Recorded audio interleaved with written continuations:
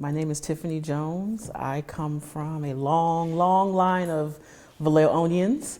I grew up in South Vallejo, Beverly Hills. I lived there with my mom, and my grandmother lived across the street. I had a wonderful childhood growing up in Beverly Hills. We were a very close-knit community. I remember we were racially diverse as well. I remember going to school with everybody under the sun. It was the good old days where you could actually still play outside and just make sure that you came in by the time that street light was out. Otherwise, you'd have somebody, Miss Virginia or Mr. Richardson or Matthew's mom, tapping you behind. And this is in the late 80s, early 90s. I graduated from Hogan High School in '98. And shortly after that, I decided I needed to get out of California, get out of Vallejo for a little while, and I went to Atlanta, Georgia. And I went to college down there. I went to Morris Brown College. I graduated from Morris Brown in 2003. And I just ended up staying down there for about 11 and a half years. And then I said, well, it's time to come home.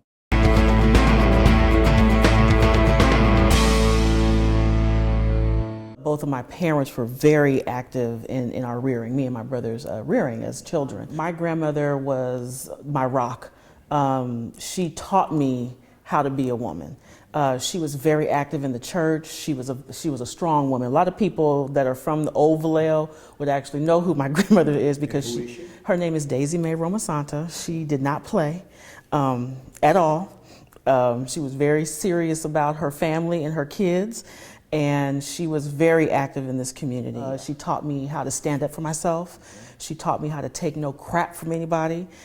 She instilled in me to have a voice and don't ever let your voice be be periled or quenched by anything anybody else said. My mother was a probation officer in San Francisco at the time, and my mom's a tough cookie. Yeah, she had to be, and she went from there to parole and, worked in San Quentin. So I had no choice but to have strong women and women that taught me and gave me a voice. I was never really scared of anything. I will say, honestly, growing up, I didn't fear the unknown. I just kind of went ahead and dived head first and then just kind of said, okay, well, this is what happens, So that fearlessness, I absolutely get from my mom and my grandmother.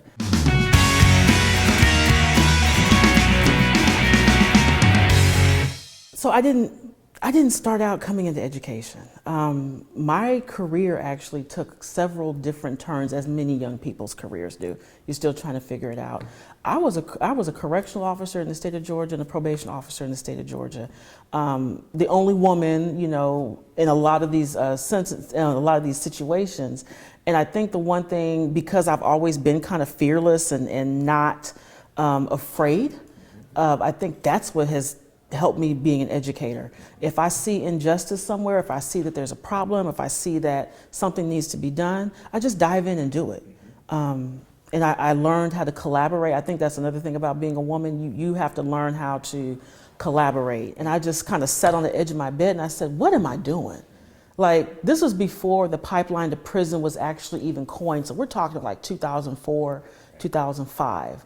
And I said, how can I interrupt this pipeline? Because something happened to this baby, because he's a baby, to get him here to this adult prison. Like, what were the missteps in his life?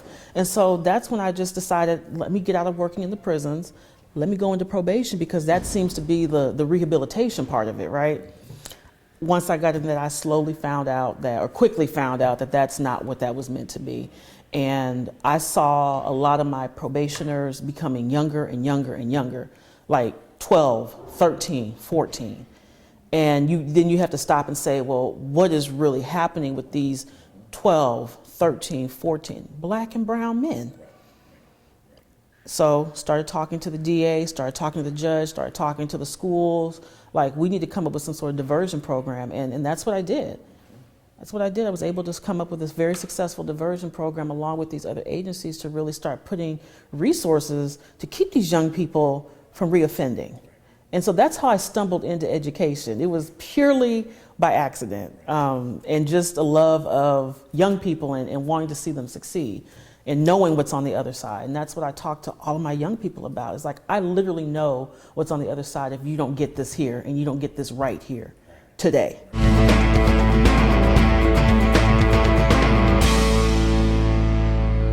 You never isolate a young lady or a young woman or any woman that you see coming into the field.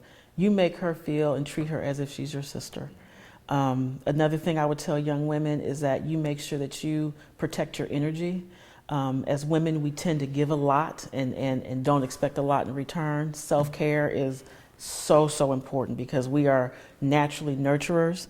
And then also making sure that you get what's owed to you.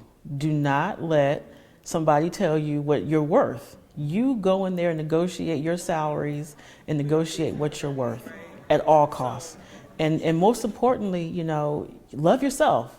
You know, we are some unique creatures. We are wonderfully made. And I think that the more we start doing those self-affirmations and then making sure that the sister behind us is taken care of as well, we're going to take over the world.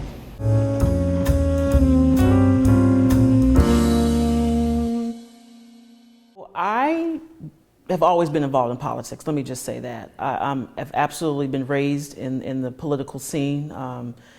When I was growing up, you know, that's what was talked about at the dinner table, like what's happening in the world, what's happening locally. I attended city council and school board meetings by the time I was this high, all the way up until I graduated.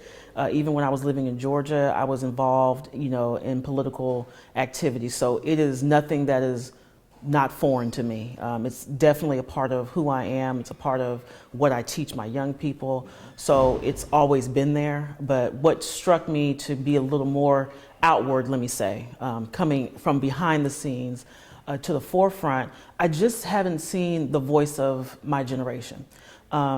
And the generation that's coming behind us.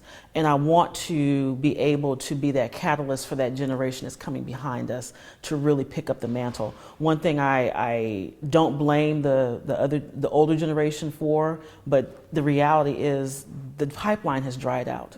And when you have a pipeline that's dried out with nothing else to replace, we're in situations like this.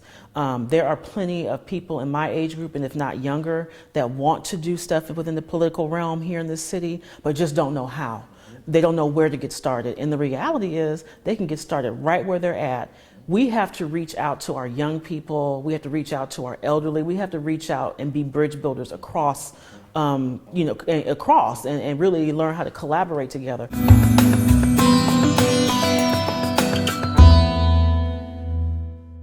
We have a lot of work still to be done as women, but we can't get it done by tearing each other down. And so, you know, my African sisters, my Black sisters, my Latina sisters, you know, it's our time as well, you know, and don't be afraid to walk in your destiny, you know, walk in your purpose, because you were put here for something.